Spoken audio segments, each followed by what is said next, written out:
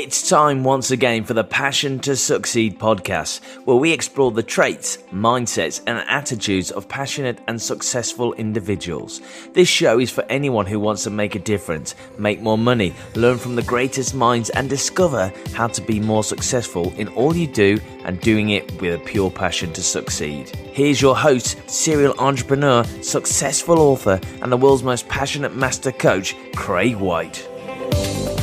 Hi everyone and welcome to today's show, and today what I wanted to do is really bring you some insights and really discuss some of my journey and how when you make decisions, when you choose to do things, you can be led in paths that open up doors for you to learn, become and develop stronger beliefs, develop amazing synchronicity, which I guess you wouldn't have anticipated or expected when you made that initial decision. And what I want to do from time to time is bring you these short, sweet and powerful podcasts directly from myself, maybe to raise your expectations, change your thinking, get you to look at things differently. A few years ago now, I made the decision in a turbulent time of my life to pack my bags and disappear to Thailand for a week. I wanted to get away. I wanted to have peace with myself and discover a little bit about me. Prior to doing so, I'd been on Amazon and I was looking at purchasing a book, and actually I'm unable to remember what book it was I was purchasing. However, as I'm sure you're aware, when you purchase something on Amazon, it always looks to upsell you and says people who purchase this also purchase this, this and this. Well, I found myself looking at a book called The Biology of Belief by Bruce H. Lipton, PhD. I simply had to add it to my order because of the title. And what this led me to was a book that turned up with an amazing front cover, and it was a big book. It was a thick book. And you know when you get these books through and you can sometimes be a little bit overwhelmed with, wow, I've got to work my way through that. Well, that was me at the time, and I put it to the side.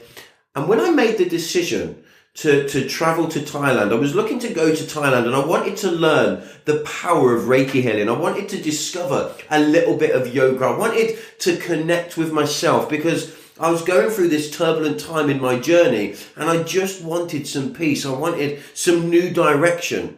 So what I did is I booked a trip. I think a week, 2 weeks later, I was jumping on a plane to Thailand by myself for a week, and I'd found this magical little island called Koh Chang. Highly recommend if you get the opportunity or you decide to create the opportunity to go there. I flew into Bangkok airport. I stayed at the airport for about 2 hours, got myself this connect flight on this tiny little propeller plane, and I flew to a place called Trat. I think it's in the middle of Thailand towards the Cambodia border.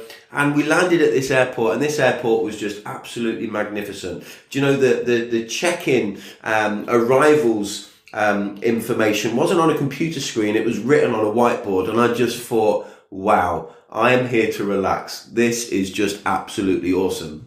I jumped into a taxi, and on the back of jumping into that taxi, I jumped over on a ferry and got over to the island of Koh Chang. And I hadn't really studied the island. The reason I'd gone to this island is because I'd found this lady.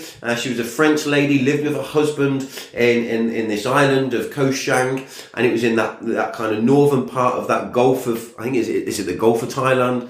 And I just felt, you know, I didn't really want to go to the commercial kind of holidaymaker area. What I later discovered was this island, 85% of the island is a national park. There was a big area that was secured off because it's where the king of Thailand goes to holiday. And I just connected with the local people. I spent a lot of quality time with myself. But what was important, not just the quality time with myself, before I finished packing my bags, this book, The Biology of Belief, was looking at me. And I thought to myself, what better an opportunity whilst I'm sat on the beach relaxing, just accompanied with my own time, to devour this book, to learn what this book has to offer. So I packed the bag, and what I found myself realizing, I want to explain this journey to you. What I found myself realizing since reading that book is that actually I can achieve anything I desire, anything I believed I can be, anything I believe I can create lies within the possibilities before me. For a long, long time now, I've always believed that belief truly is the birthplace of excellence. What we believe to be true, we literally go into the state of mind of it being so. Our beliefs are like commanders of our nervous system and can be the most powerful force we have for creating good in our lives and others' lives too. Do you know, I read a quote very similar to this some 10 years ago, 12 years ago maybe, and it has really stuck with me and become a part of my thoughts, a part of my psyche and a part of how I live my daily life. Because that's a fact, you know, we live our lives by our daily beliefs.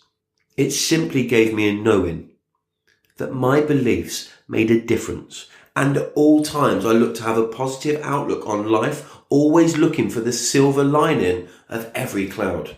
As a mentor of mine, Jim Rohn, says, the same wind blows on us all. It's how we choose to set our sail.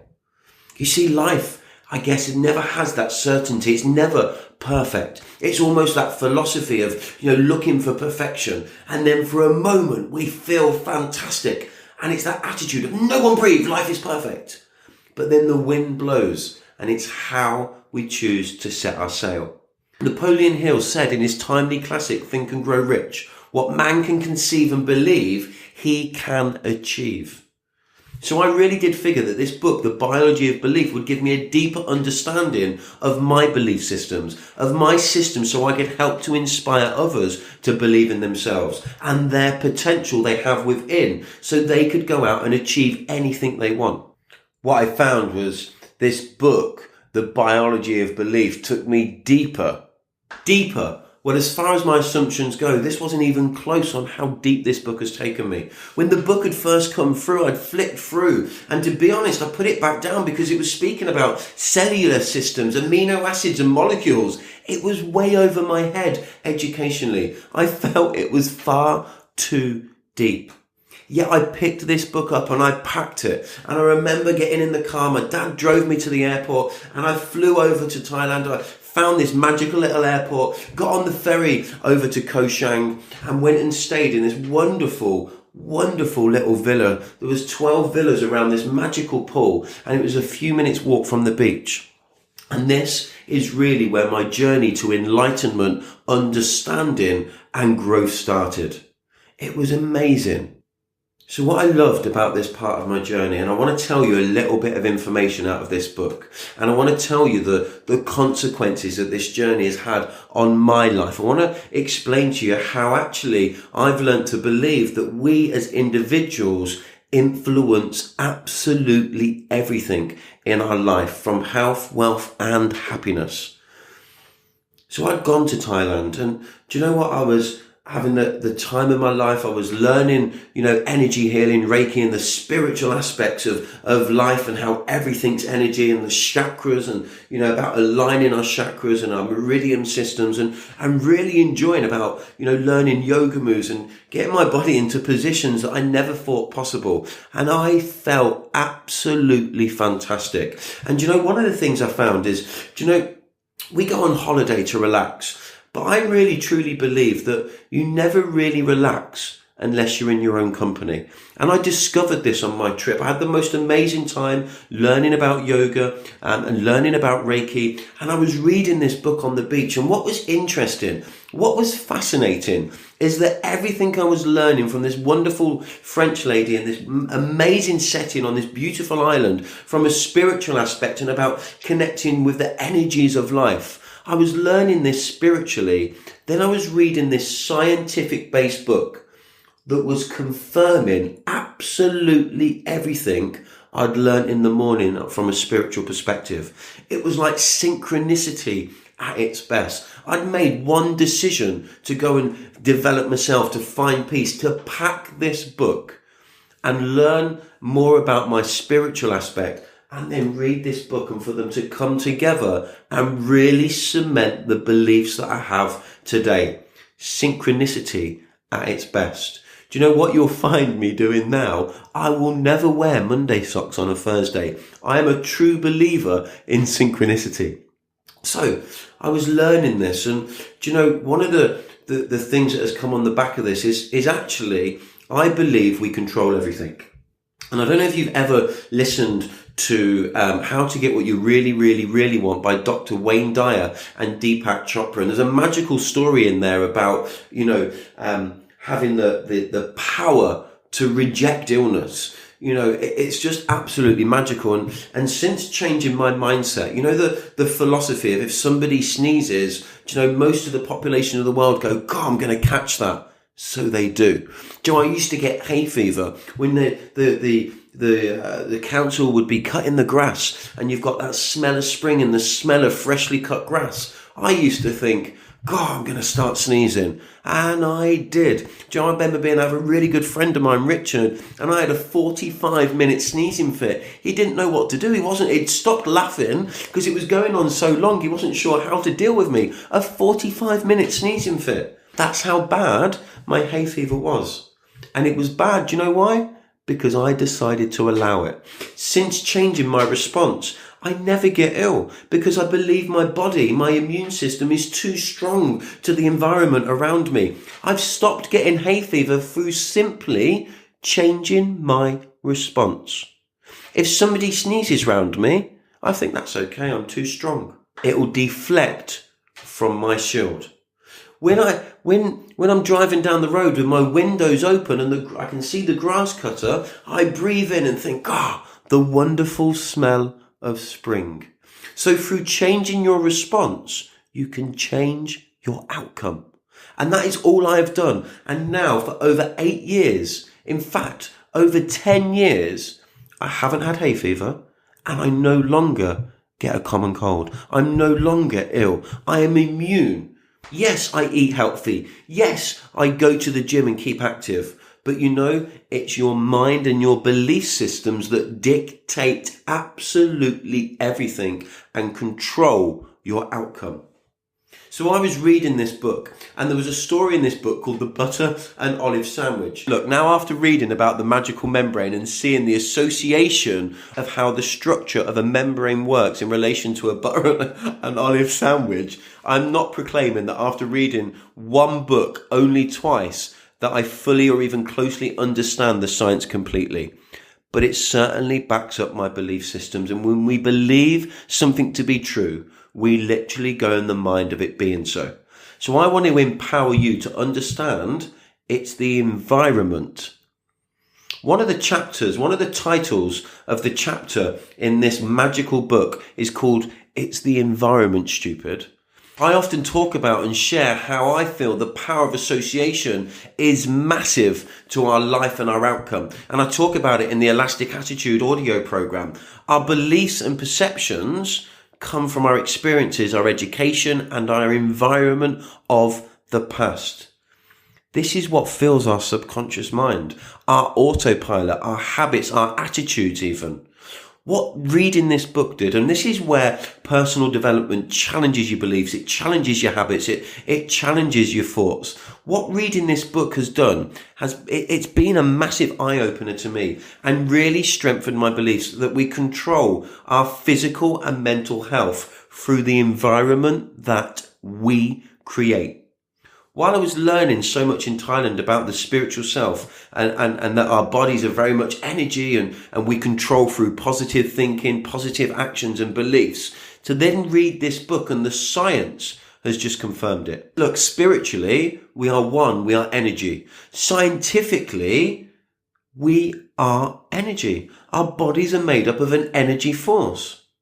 So I want to share with you a simple thought because the power we have within is absolutely insane.